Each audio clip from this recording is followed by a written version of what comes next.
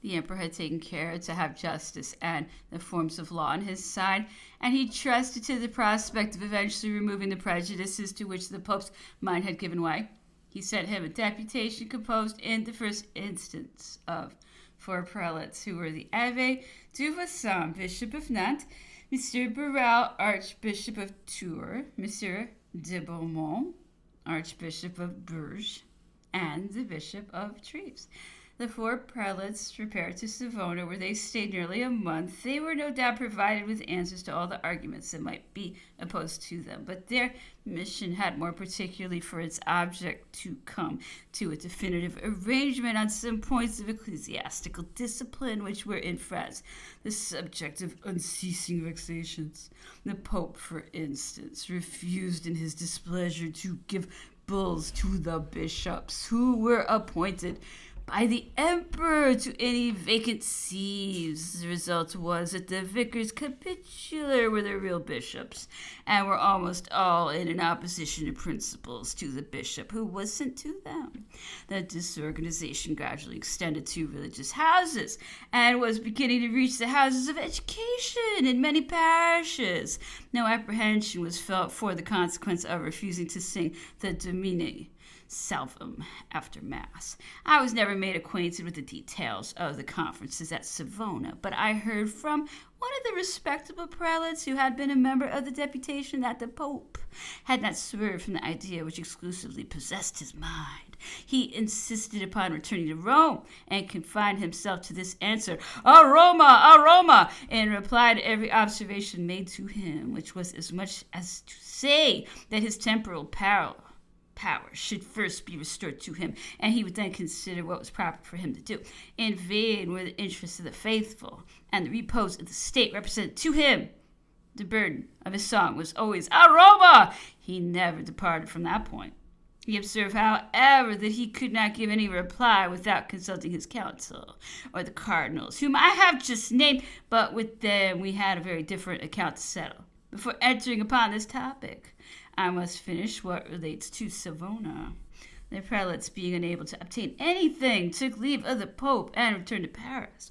It is a remarkable circumstance that, in the case in which the strongest mind might err, and the best memory be at fault, in case which had challenged the inquiries of the most learned theologians, and caused so many books to be referred to for the last 6 months, the Pope confined himself to reading his breviary and counting his beats.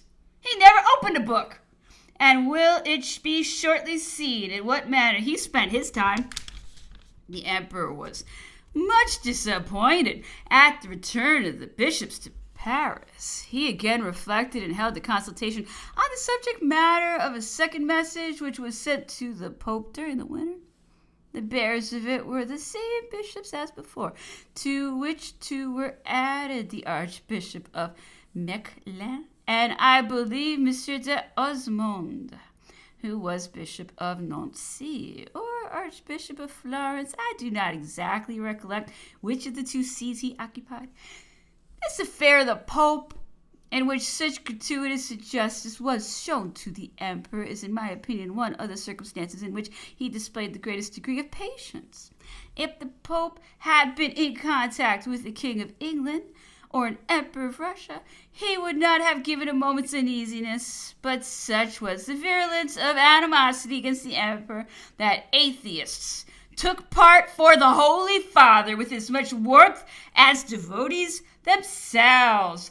It will now be seen how far the patience of the emperor was carried, and what knowledge he had of the secret machinations of the Roman priesthood when he sent a second message to Savona. This was the first time in which I had anything to do with priests. I was almost certain of succeeding in what I was about to undertake, for I had sent into different parts of France and priests devoted to my interests, and the greater part brought me back word that what was called the Petite Église had a predominating influence almost everywhere. The name of Petite Église was given to that church, which was attended by priests who rejected the Pope's authority and whose avowed sentiments were nevertheless in accordance with those contained in the bull of excommunication. Ever since the Civil War, some of those priests were known to travel all over France, administering the sacraments of baptism, confession, and communion, celebrating marriages, and divine service in private houses to which their flocks would each repair with their little contributions. And this was to them the main point, for whilst abusing the credulity of the country people, those fanatics were not unmindful of the object of raising a tax upon them. The Duke of Otranto had wholly neglected this source of discord, which had already created great mischief when I gave my attention to it. I had succeeded in causing the arrest of many of those priests who, since 1793, had been sent into the western provinces by the Committee of Bishops established in London, and who, ever after that period, were acting in France the part which was least expected from men of their profession. I sent for these priests, who were absolute idiots, and determined to suffer martyrdom for trifles. I could obtain from them no avowal of anything but what related to themselves personally, such as that they re-administered the sacraments of baptism, confession, marriage, etc. to those country people who had been attended by such of the clergy as had acknowledged the concordat. In the search after those priests, the soldier was arrested who, perceiving the stupidity of his neighbors, had taken into his head to pass himself off for a priest. He had traveled and received a good education, and accordingly set about confessing, baptizing, and saying Mass, a trade much more lucrative to him than that of a soldier. He was thrown into prison, but no harm was done to him. The report, however, of this adventure was injurious to the true priests of the Petite Église. Everyone being afraid of hearing a soldier's mass, I was the more pleased at the occurrence, as it proved of such service to me. The emperor had often mentioned the Petite Église to me, and strongly urged me not to relax my inquiries. He was greatly pleased at this early success, which I have noticed previously too, relating the following circumstance, though totally unconnected with it. The emperor had an extraordinary talent for discovering the source from whence emanated any influence detrimental to his interests. He seldom erred when he relied upon his own impressions. He had 3 months before directed me to be on the lookout for a bull or instruction, which the Pope was understood to have circulated amongst the French clergy. There was a moral proof of its existence. The very clauses of it were found to be actually in practice, but the great difficulty was to lay hands upon it.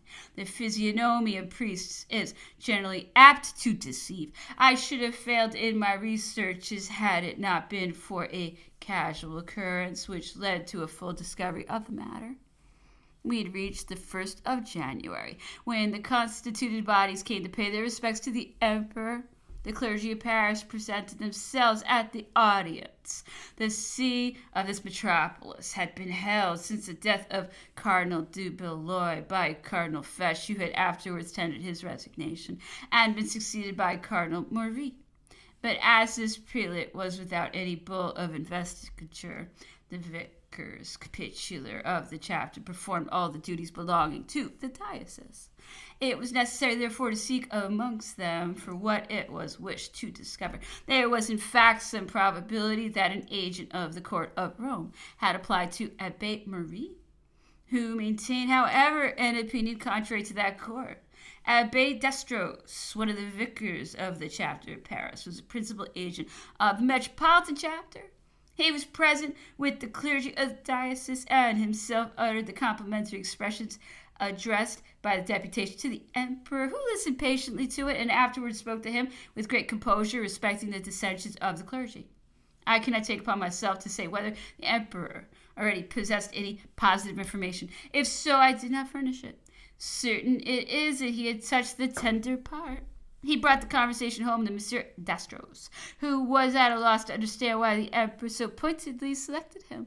He thought himself betrayed and took the alarm without, however, uttering a single word that was calculated to compromise him. At the conclusion of this audience, which was soon over, the emperor returned to his closet, where he desired me to follow him. And after telling me what had taken place between him and the abbé, and what were his own misgivings on the subject, he desired me to follow up the business. Not a moment was to be lost. Everyone was retiring from the place when it occurred to me to send Cardinal Marie word that I wished to have a conversation with him, and requested he would call upon me on leaving the Tuileries and contrive to bring Abbé Dastros along with him. I returned home and sent a very dexterous agent to Monsieur Dastros, desiring him not to lose a moment to visit every corner of his apartment, and not to overlook anything that was likely to contain a single sheet of paper. Whilst my orders was carrying into effect, Cardinal Marie and Monsieur Dastros arrived. The latter, still alarmed at the questions put by the Emperor to him, I assumed the air of a man who was already well informed of everything, which was by no means the case. I told Monsieur Dastros that I allowed him half an hour to decide upon telling me from whence he had received the papers, which had just been found at his house, and to what purpose he intended them. He hoped to elude my inquiry by replying that he did not intend to make any use of them, and that he was not acquainted with the name of the person who had brought them to him. This answer put me quite at my ease, for I never knew before that he had any papers. I took advantage of this communicative disposition and got him to name the persons to whom he had shown the papers. He at first refused to name anyone when he was told to be on his guard, as he could only have been brought into his present position by someone who had a knowledge of everything. And it was clear that something must have been disclosed, since the clue had been afforded for discovering the object sought for. He then named the vicar capitular of his own diocese and Mr. Portalis, a disclosure which greatly indisposed the emperor towards this counselor of state, who, being entrusted with a secret, the tendency of which was to disturb the public tranquility, had neglected to divulge it.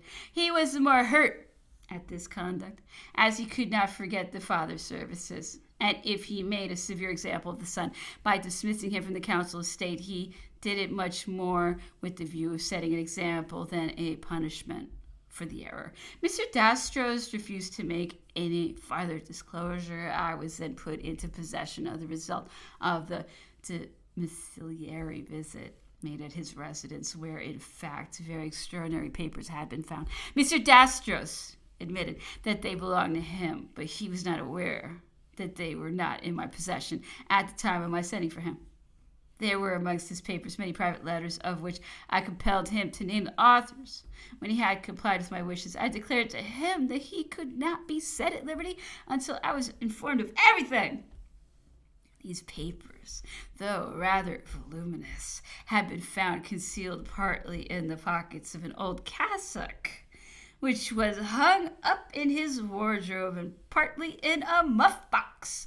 They consisted of the famous bull and of a lengthy instruction from a pope's legate. We thereby ascertained that on quitting Rome, the pope had left his powers to a priest who issued his mandates to the whole of Christianity, and whose orders were implicitly obeyed. The existence of this invisible chief explained to us how it happened that we had everywhere to encounter a uniform system of opposition and malignity on certain points of discipline and dogma. Monsieur Dastros obstinately refused to state from whom emanated the instruction, which was without any signature, but it was accompanied by minutes of letters written in his own hand, which afforded proof of his having had to consult some chief on different points of ecclesiastical discipline, no doubt with the view of screening himself from responsibility. Unfortunately for him, he had written to that chief to know whether he could conduct the chapter to the emperor with the cross elevated. That's to say, with the cross which takes the lead in every procession. He earnestly solicited an early reply because Cardinal Marie, who went frankly to work, insisted upon its being carried, and Monsieur Dastros, who was apprehensive and incurring censure, wanted to consult his chief previously to giving his assent. The reply of that chief was also to be found amongst the papers which had been seized. It was even accompanied by an explanation, which must have been preceded by questions and replies so closely following each other that the chief was evidently at no great distance. His writing and style farther disclosed that he was an Italian, but Monsieur Dastros would never consent to name him.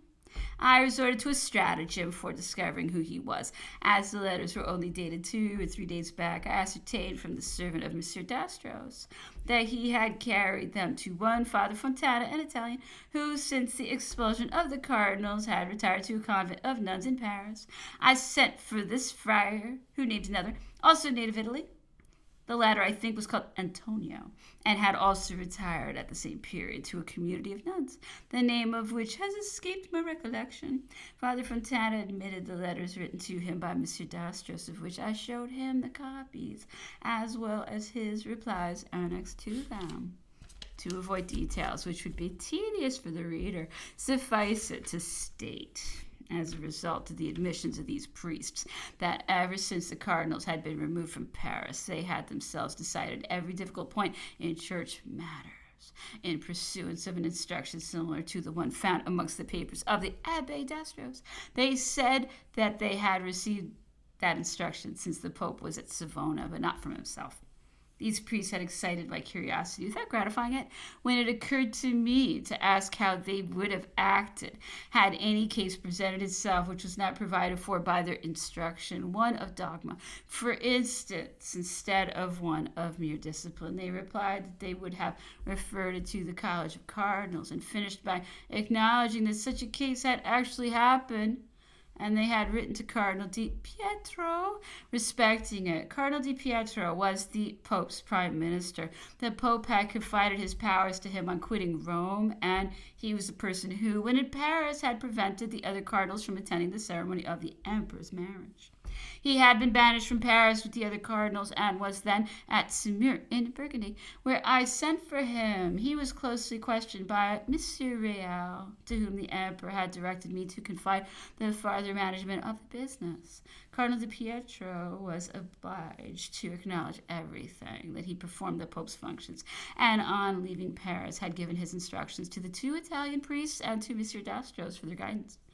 Thus it was that the ministers of a God of peace took advantage of their profession to disturb the state and the privacy of every family by alarming the consciences of honest men and encouraging those who wavered in their evil designs.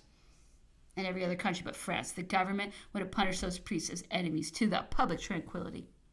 They were merely confined as dangerous madmen. The further proceedings in this affair led to the discovery of a line of correspondence between Paris and Savona, and to the consequent imprisonment of some priests who were the bearers of it, and who carried to the very extremities of Belgium the democratical instructions of Cardinal de Pietro.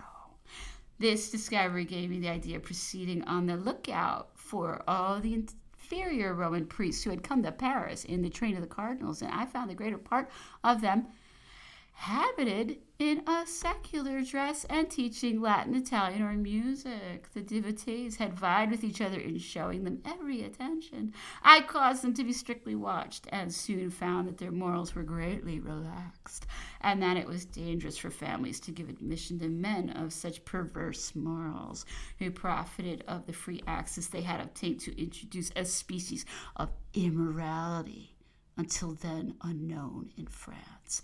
Some of those families, however, had no right to complain of them, for they had, as it were, courted the evil out of pure party spirit. Nevertheless, I made no stir in the business, but collected the treasonable letters which some of these hypocrites had written to young men, and I communicated their contents to the parents of the latter. This precaution was sufficient to procure their early dismissal, with a few exceptions, and they ceased from thenceforward to be dangerous men. This affair of the priests was of essential service to the administration in general, because the mischief which is known is at all times less to be apprehended than which is concealed. Means were found to arrest the consequences of it, and if during the last 12 months that this criminal intrigue was at work, it had been interrupted in its progress, it would not have done all that mischief in France, which proved so detrimental to us in our reverse of fortune.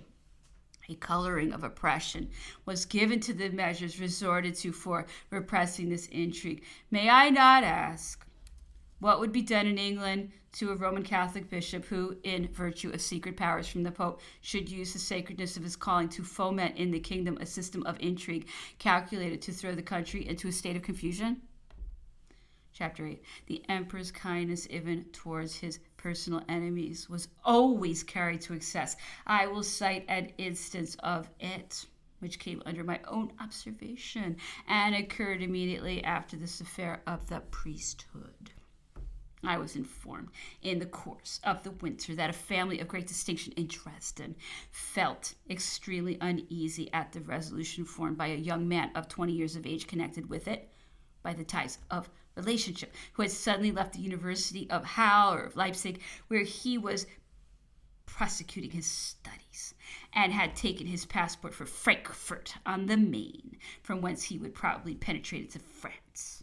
I was also informed that this young man was very light-headed and had quitted the Lutheran creed to embrace the Catholic religion. The notice given was short and the information extremely vague.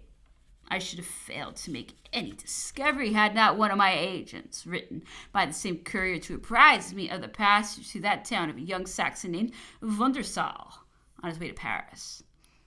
He added that the Saxon had taken up at Frankfurt a letter of credit upon Paris. I could plainly see that he distorted the name of the young man who, according to my calculation, must have been 2 days in Paris. And I caused every search to be made after him by the prefecture as well as by the Ministry of Police. I issued this order on a Sunday morning at the hour of 10 and ordered an application to be made to all the banking houses which were understood to correspond with Germany, for the names of all those in whose favor they had been directed to open a credit. For the last 5 or 6 days, I was immediately furnished with a list of names and remarked, amongst the rest, the German name of Wundersohn, having a credit from Frankfurt of such a date with the name of the street and hotel where he was to be found. He was accordingly met at his hotel towards 5 o'clock in the evening of the same day. 4 pair of pistols and a dagger were discovered in his apartment, and he had confessed himself and received the sacrament. When he entered my apartment, I was much more disposed, as I looked at his handsome countenance, to speak to him of balls and amusements than of more serious matters. I had besides nothing but suspicion to act upon, and was forced to assume a disguise in order to get at the truth. I spoke morality to the young man, and forcibly dwelt upon the irreparable disgrace which attended a wicked action, especially when committed by a person of his distinguished birth. He colored, became embarrassed, and with that candor of mind which indicates innocence from guilt, he at last acknowledged what had been his intention in coming to Paris. He had resolved to kill the emperor, in order, by coupling their names together, to immortalize his own. I asked him how it happened that he was not arrested by the difficulties which he must have foreseen, and of which he now had a clear proof. He calmly replied that whether he succeeded or not, he knew that his own death was certain, that he had prepared himself to render an account of his actions to God, and that if he had missed his aim, another would have followed his example, and by profiting of the experience which had been wanting to him, would avoid the obstacles in the way of success. He added that Henry IV had been missed on 22 occasions, but the 23rd attempt was successful. The emperor had only been missed 3 or 4 times. This failure was not enough to arrest a man of courage, who only reckoned his life as of any value so long as he could render it useful. His own life would have been sufficiently well employed in so far as it would have promoted by one more chance the probabilities of success for those who might wish to tread in his footsteps. It was difficult to carry to greater lengths than this young man had done the readiness to sacrifice oneself in order to commit a criminal action. I made a written report to the emperor of whatever had preceded and followed the arrest of the young Saxon, whose intentions admitted no longer of any doubt. The emperor wrote in the margin of my report by the hand of his secretary, "This affair must be kept concealed in order to avoid the necessity of publicly following it up. The young man's age must be his excuse. None are criminal at so early an age unless regularly trained to crime." That's true. In a few years his turn of mind will alter, and Vain would be the regret of having sacrificed a young madman and plunged a worthy family into a state of mourning to which some dishonor would always be attached. Confine him in the castle of Vincennes, have him treated with all the care which his derangement seems to require. Give him books to read, let his family be written to, and leave it to time to do the rest. Speak on the subject with the Arch-Chancellor, whose advice will be of great assistance to you. In consequence of these orders, young von der Suln was placed at Vincennes, where he was still confined on the arrival of the Allies in Paris. The misconduct of the Roman priests, which had forced itself upon the emperor's notice, was not calculated to induce him to relax in his project of shaking off the papal yoke. On this occasion, he caused a work to be composed by Monsieur Doudnot, which had for its title Historical Remarks on the Encroachments and the Temporal Power of the Popes. He said, in speaking of them, I should much rather turn Lutheran tomorrow than set France again on fire by restoring in our country the truly monstrous power of those hypocrites. The emperor entered, unfortunately, too much into the details of petty affairs, which it had become a practice to communicate to him. His ministry was less attentive to business than formerly. The most insignificant points in those affairs caused a reference to be made to him. He was thus often called away from serious occupations to dwell upon trifles, which ought never to have been mentioned to him until the business had been fully gone through. He was therefore unable to attach to matters of moment that importance which they demanded, and lesser matters, on the contrary, grew into undeserved importance. If the emperor had not been called away to subjects which engrossed his whole attention, he would have terminated the papal affairs in such a manner that the result would have been ranked amongst the most useful labors of his administration, but owing to the business having been left in an incomplete state, had been represented as an enterprise altogether tyrannical in its nature, whilst every Catholic country would have acknowledged its debt of gratitude to him had his views been carried into effect. It was much to be regretted that an uninterrupted series of important wars brought on a never-ending succession of embarrassments and withdrew the emperor from those occupations on which he had so fully set his mind. During the interval from the Peace of Luneville to the rupture of the Peace of Amiens, there was a period when the budget of receipts exceeded the expenditure by upwards of 40 or 50 millions of francs, and when the emperor had, besides, in his own coffers, a saving derived from foreign contributions and from his personal economy, which did not fall short of 250 or 300 millions. If with this had been coupled the blessing of peace, there was wherewith to render France a spacious museum of everything that ingenuity and art are capable of inventing for the glory and happiness of mankind. We might lose ourselves in gloomy reflections which are not the objects contemplated in this work if we opened a chapter of what has been wrongfully done and of what ought to have been done, but wholly neglected. Whilst the police of Paris was unraveling the evil machinations of the priesthood, the emperor was sending his second message to the Pope. It was as unsuccessful as the first, and it may boldly be asserted that the Pope possessed a mind which was in every point of view inadequate to the situation in which the march of human reason had thrown the affairs of the Church. He only contemplated his own personal situation and obstinately refused to separate it from the spiritual question. The course of events came to favor his views. The conclave may perhaps canonize him, but history will pass judgment on his deserts. Chapter 9. It was at the commencement of this winter that several banking and mercantile houses fell into difficulties which were only occasioned by the embarrassments of their correspondents, whose affairs had suffered in consequence of their resistance to the measures attempted to be leveled at commerce of England. In Holland, the principal houses were winding up their affairs and discontinuing them altogether. In Belgium, a system of extensive fraud had been discovered, which had assumed the character of a tolerated traffic. Not only was it arrested in its progress, but a rigid investigation had been made of the books of every commercial house which had embarked in it, and they had been fined the whole amount of the duties of which they had evaded the payment. This discovery brought on the ruin of many who had sold their merchandise in consequence of the facilities they had found for introducing them.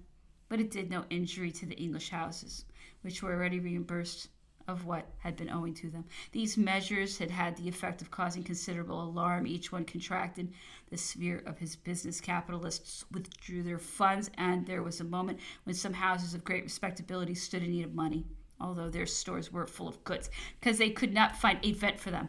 The emperor ordered several reports to be made to him on the subject of those commercial difficulties, and they all came to the conclusion that the greater part of the merchants involved had not fallen into them in consequence of the withdrawing of the capitals entrusted to their management, but owing to their having given to their operations an extension wholly disproportioned to their means, and of having been accordingly compelled to increase those means by creating circulating notes, the payment of which was not secured by any real capital, a discredit which had thus occasioned their embarrassment. Nevertheless, he came forward to the assistance of all, and threw open his coffers. He advanced them 6 or 7 millions of francs out of his own savings, in order to spare the commercial men of Paris and of many other large towns from the catastrophe which threatened them.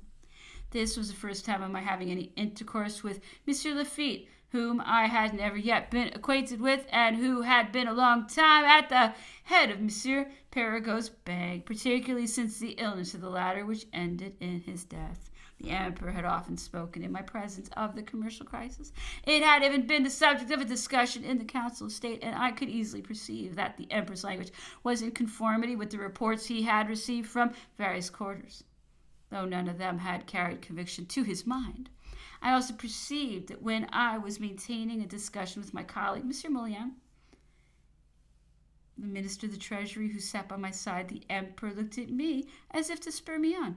He was nevertheless aware that I was a perfect stranger to those matters, and I was apprehensive for a moment lest he should endeavor to persuade Moulin that I was the author of the reports. I therefore introduced in the discussion some ridiculous remark which had the effect of repairing my character. I was satisfied, however, that the emperor's look had some meaning in it, and as I was long aware of his preferring that his thoughts should be guessed than that he should be called upon to explain them, I set myself to work as soon as I left the council. I had kept up a friendly intercourse with Bourrienne. The emperor knew it, and took pleasure in listening to whatever I had to say when an opportunity offered for mentioning him, and I thus retained the hope of eventually procuring him a fresh appointment. Bourrienne knew better than I did the meaning of the emperor's look, and I fancied for a moment that he had some knowledge of the reports which had engaged the emperor's attention. After conversing with Bourrienne, I determined to seek some information from Monsieur Lafitte, whose opinion in the commercial world was already of so much the greater value as it rested upon the high independence of his personal character. The true origin of that consideration entertained for him, which has gone on increasing and strengthening itself by successive events. In case of arbitration, in which I felt much interested, and wished to have Monsieur Lafitte's opinion, served as a colorable pretense for requesting him, through Bourrienne, to favor me with a call. I had 3 points to discuss with him. First, the commercial crisis, with its causes and effects. Secondly, the continental system. And in the third place, the issuing of licenses. On listening to Monsieur Lafitte, I imbibed by degrees his own opinions, and if he should read my work, he will be able to judge if I have correctly retained them in my memory. I had several conversations with him wherein he fully developed his opinion, which I now submit to the reader's attention.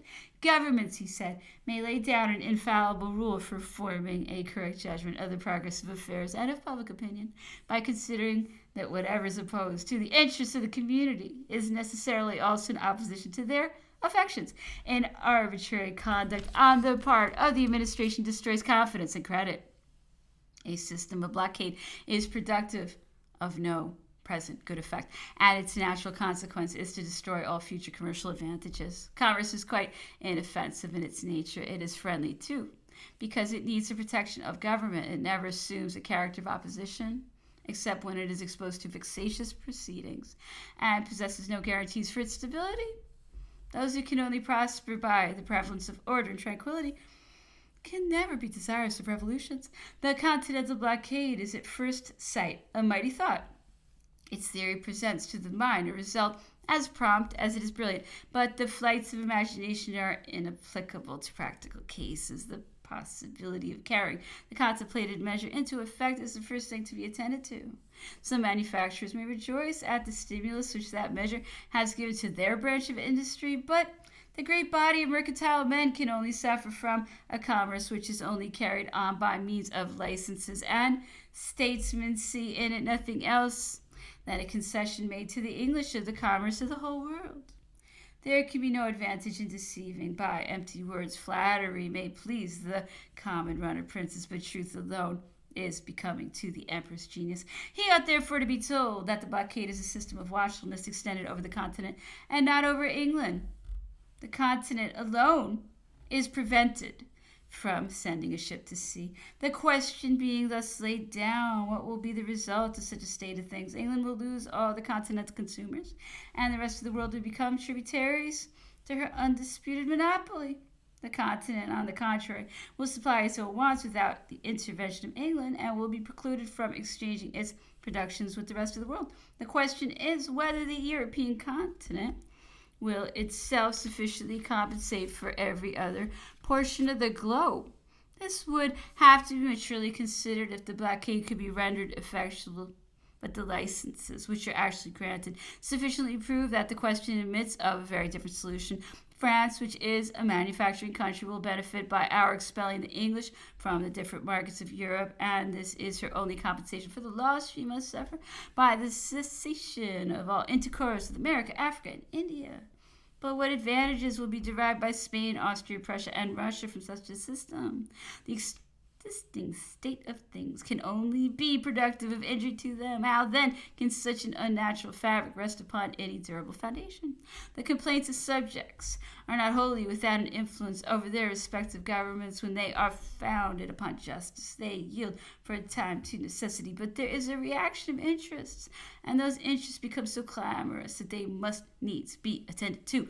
Viewing then the question in this light, Monseigneur, every European power, however it may be ostensibly with us, is our secret enemy, and at heart the friend of England. Without keeping up any mutual intercourse, they understand each other and will not fail to break out on the first favorable opportunity. Russia in particular, which is the most powerful and the most aggrieved, ought to inspire us with such an apprehension, because she is unable to abide by the promises she has made. For my part, I am fully convinced that nothing can make up to her for the loss of English commerce. The losses felt by Russia are enormous, and they fall upon the high nobility and not upon the people. The nobility fill the court and the army, and a single fact will prove to you what are their intentions. Previously to the blockade, the ruble was worth 3 francs. It is now scarcely worth 20 souls. This consideration of existing difficulties must make us cast an anxious glance at futurity. The North hitherto supplied timber, hemp, and most essential articles for raising a navy. The English are now driven to the necessity of seeking for them in America. When new habits are thus contracted, they are never laid aside. Even the power of genius, Monseigneur, must bend to the force of circumstances. The licenses are proofs against the wisdom of the system. Nothing violent can possess any durability. Thus, therefore, the blockade has already been destroyed by the licenses. The licenses have done no more than to establish a privilege in commerce, and the tendency of this privilege is to secure an advantage to the English. Possessed as they are of every market, they alone have a right to purchase and sell. They refuse our goods and force upon us the produce of India and America. We pay, for instance, 6 francs for sugar, which they purchase for 8 or 9 souls at most. You must perceive that what is particularly evident in all this is the enormous profit derived by England. A few privileged merchants secure some gain to themselves by acting the part of intermediate agents, but they obtain it from the consumer, not at all from England. And be it always borne in mind that this consumer is a Frenchman.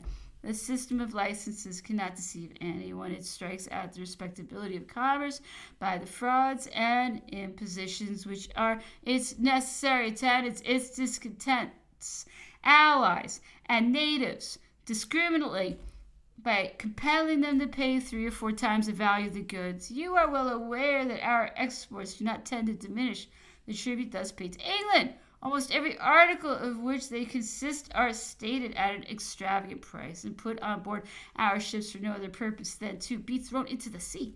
It would be better to keep them for the benefit of the poor Be this as it may, everything can be summed up in a few words. The blockade and the licenses come to this. The English sell everything to the continent without purchasing any goods in return. Having the terms of purchase in another quarter and of sale with us at their own option, they realize a double profit without encountering the slightest opposition. France, on the contrary, manufactures to no purpose, since her goods are often doomed to destruction.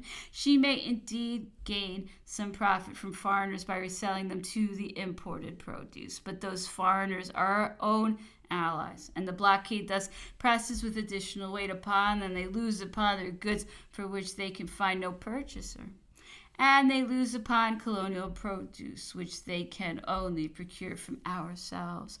Such a state of things cannot last. Prussia, Austria, and Russia will, in their turn, insist upon granting licenses. The English are aware that our allies are well inclined towards them, and they will not reject any friendly offer. Discontent and reproaches will soon break out. The blockade will become a mere name. Our allies will, in spite of us, draw near to our enemies, and fresh wars will perhaps again place our future prospects in jeopardy.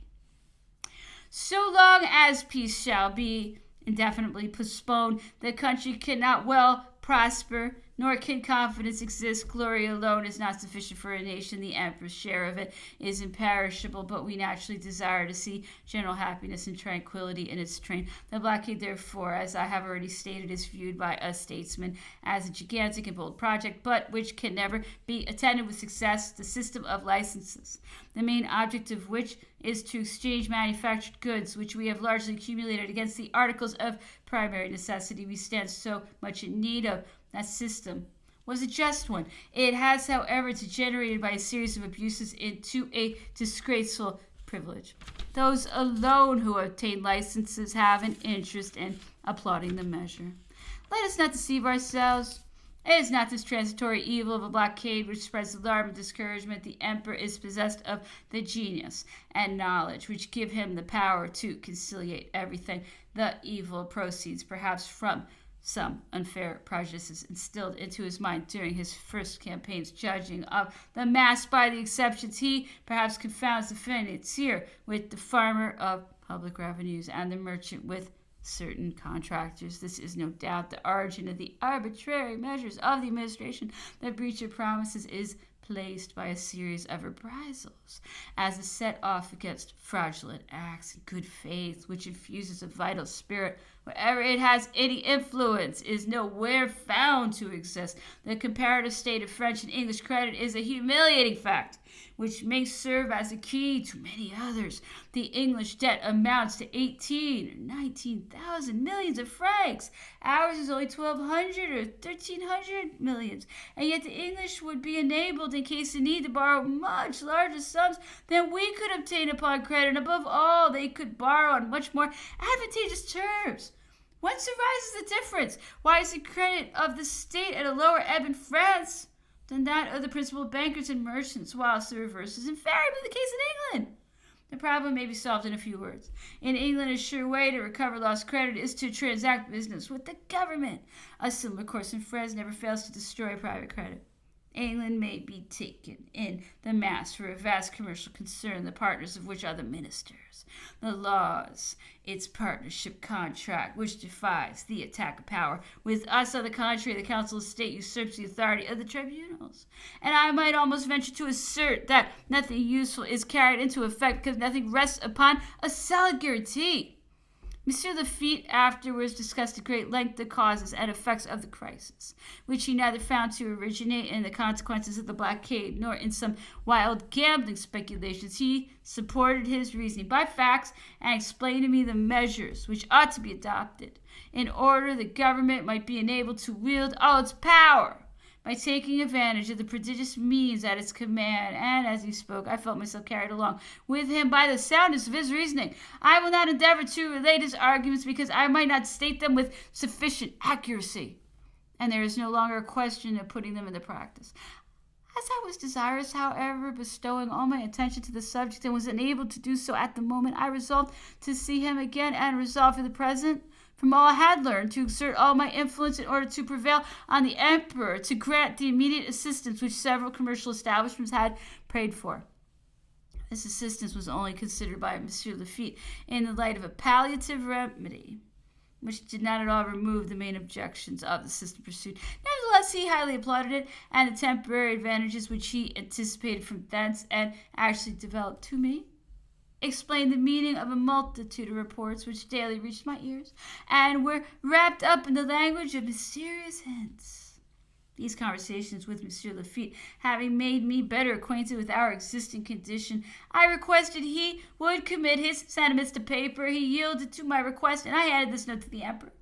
One of his ministers having accidentally made a report to him on the same day concerning the prohibitory measures adopted, the emperor grew angry and said in full council, "With all your measures, you destroy the commerce of France." Subsequently to this circumstance, he evinced great readiness to afford aid to all establishments of undoubted respectability which had felt the effects of the crisis.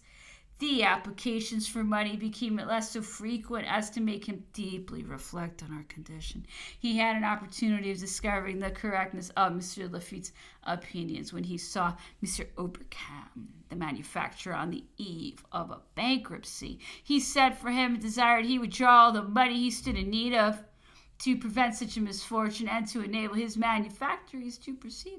His liberality prevented the failure of that house. The first Paris establishment which was under the necessity of soliciting assistance was the firm of Turton Ravel.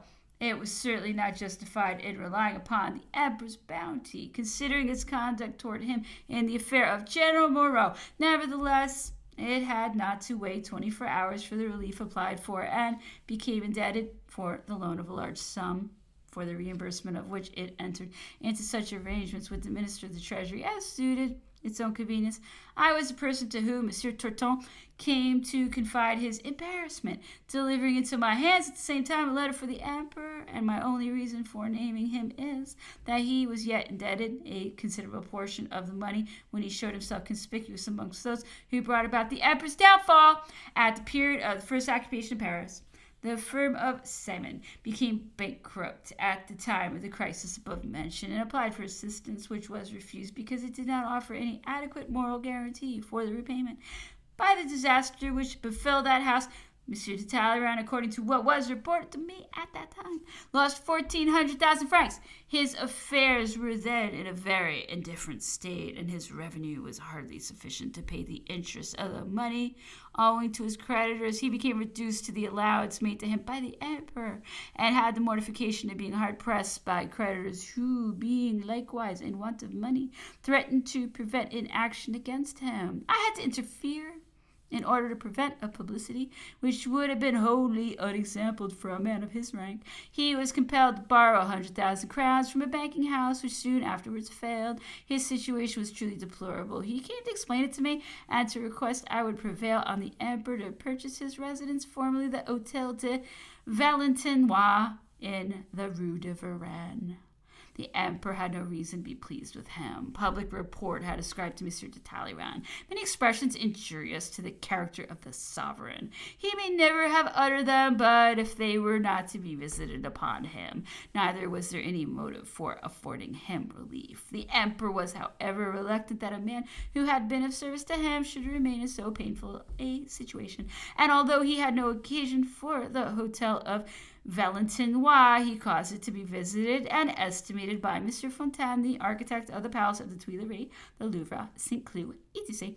The architect named by Monsieur de Talleyrand drew up a counter-estimate on behalf of his employer, and upon their report, the emperor purchased the hotel ready furnished and paid for it the sum of 2,100,000 francs in ready money. Notwithstanding the sale, Monsieur de Talleyrand removed as much of the furniture as he was enabled to find room for in the new hotel he had purchased at the corner of the Rue Saint-Florentin. He transacted on that occasion a business of a double nature with equal satisfaction to himself, because the new hotel belonged to the former Spanish ambassador, with whom Monsieur de Talleyrand had an account to settle. He received the hotel in lieu of a sum of money which he might not have been able to recover until its sale should have been effected. I mention this anecdote because the emperor was accused of having seized upon Monsieur de Talleyrand's hotel after he had completely fitted up.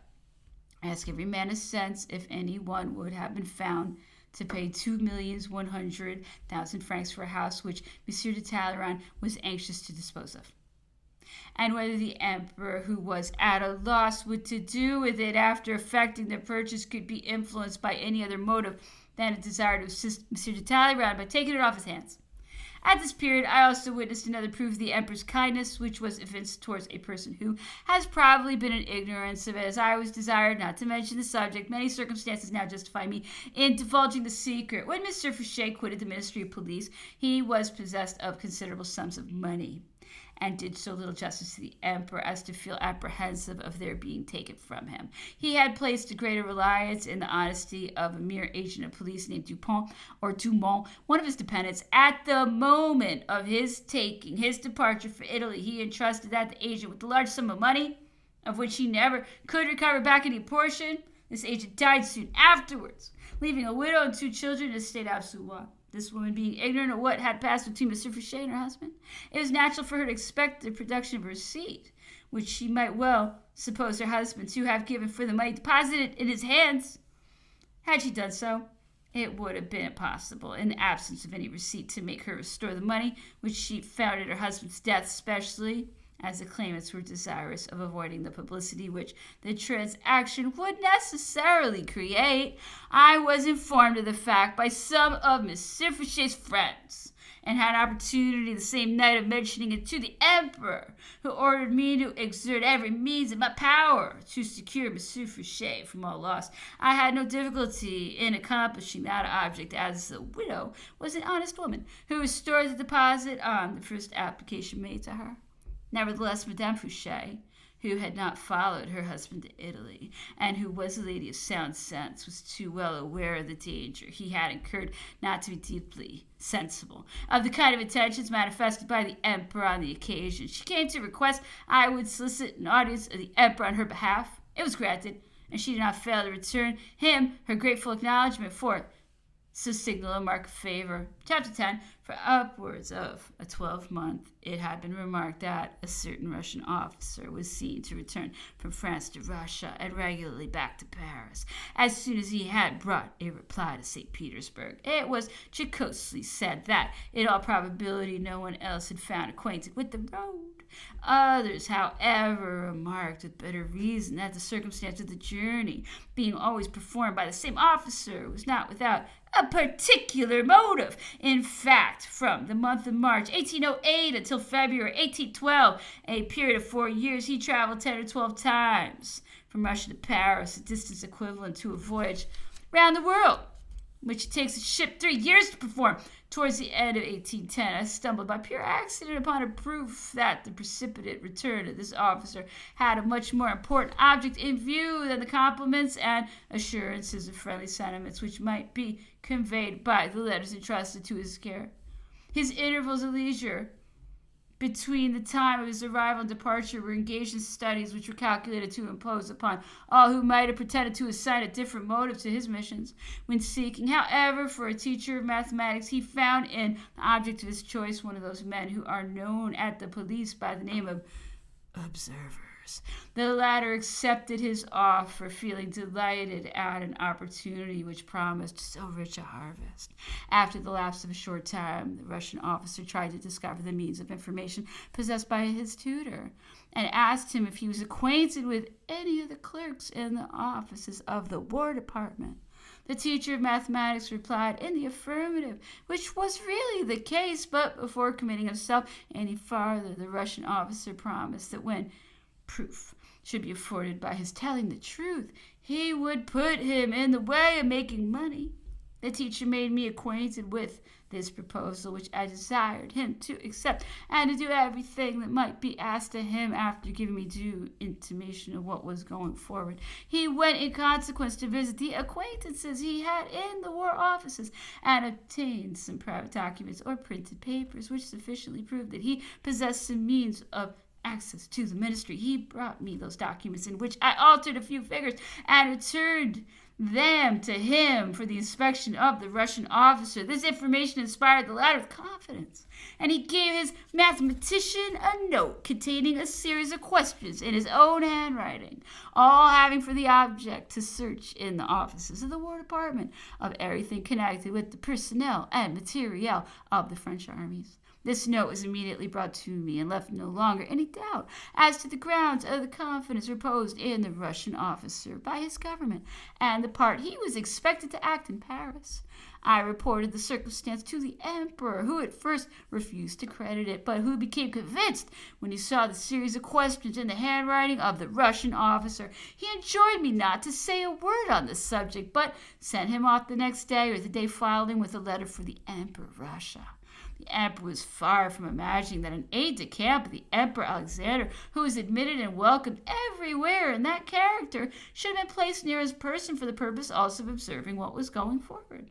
He had therefore the more readily afforded him every means of carrying his ostensible mission into effect, and that the officer was received everywhere, in consequence of the emperor's having personally recommended to every circle of society that great attention should be shown to him, so that all were eager to pay deference to a hint which afforded the means of pleasing the sovereign by complying with his wishes.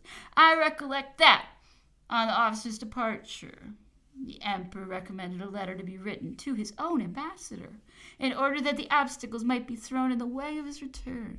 The sequel of the story will show that his desire cannot have been attended to. It was during the autumnal residence of the court at Fontainebleau that the emperor intimated to the Emperor of Russia's aide-de-camp that he was going to send him back to St. Petersburg, and he gave him a long audience, in which he very properly told the emperor that the best commission he could take back to his master was the assurances that no conscription was intended to be called out in the present year. The emperor himself repeated these words to me.